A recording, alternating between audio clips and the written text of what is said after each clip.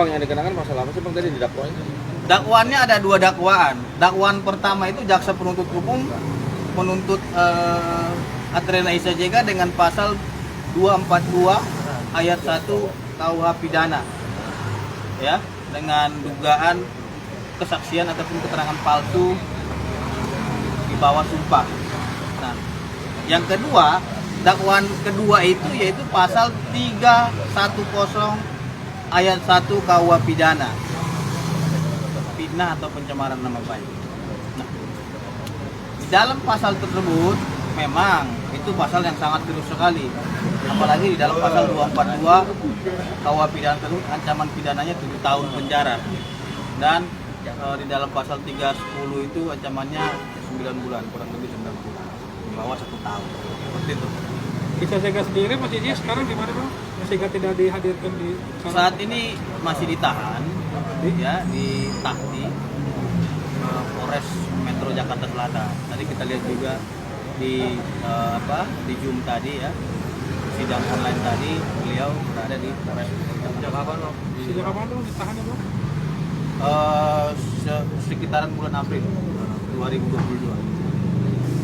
Bang, apakah nanti Abang akan menghadirkan si pelaku yang katanya sudah mengaku bahwa dia disuruh? Nah, ini saya luruskan dulu ya. Yang pertama kan di dalam dakwaan jaksa penuntut umum itu kan jelas. Katanya saudari Adrena Isa Jega ini pada awal bulan Januari ya, memberikan kesaksian sebagai saksi korban secara online di kejaksaan ya, untuk perkara dia selaku pelapor atas penganiayaan yang dia alami. Dan dia menyampaikan pada waktu persidangan tersebut bahwasanya berdasarkan yang ia dengar dari saudara Devi ya, di dalam dakwaan itu kan jelas disampaikan itu bahwasanya yang dipermasalahkan itu tentang dugaan dalak tadi kan gitu, atau suruhan tadi kan gitu. Jadi di dalam dakwaan tersebut Adrena Isa Jega itu menyampaikan bahwasanya yang ia dengar dari saudara Devi bahwasanya yang menyuruh mereka itu diduga saudari NM. Itu di dalam dakwaan tersebut kan gitu.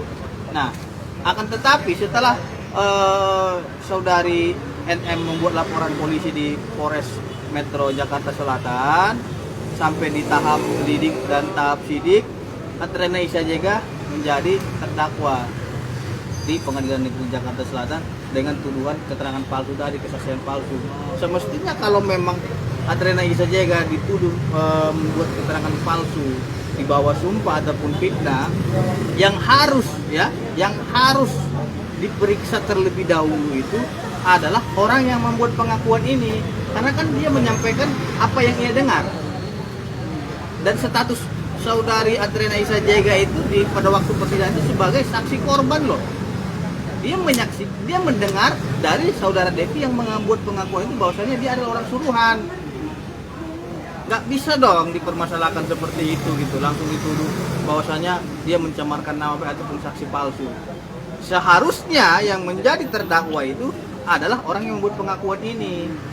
Contohnya nih, saya dengar dari dia menyampaikan seperti ini. Buktinya ada kok, pernyataannya ada, videonya juga ada, pengakuannya.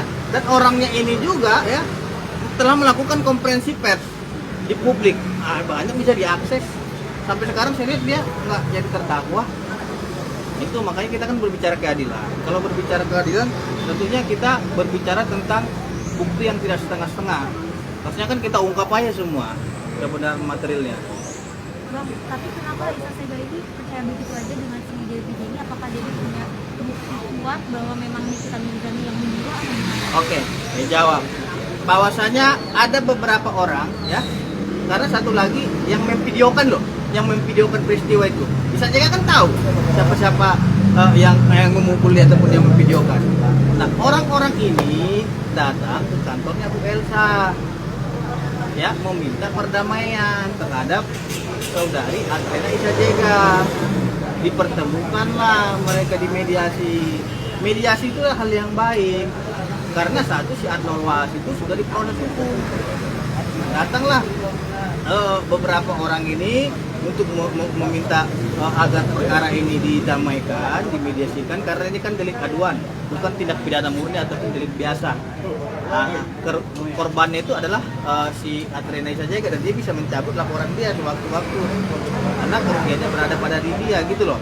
Nah, dia datang karena mereka yang pertama, mereka katanya berbicara sedikit kepada Adrena Saja, dia adalah orang tua. Yang kedua, katanya dia mengatakan mendapat bukti transferan, kan gitu. Dan diperlihatkanlah kepada Rena Isa Jega. Nah, kalau kita sih melihatnya kembali kepada klien, udahlah kalau seperti itu saya maafkan. Makanya kan sebagian itu kan ada yang tidak terjerat hukum. Itu bukti transfernya kenapa kita menjelaskan?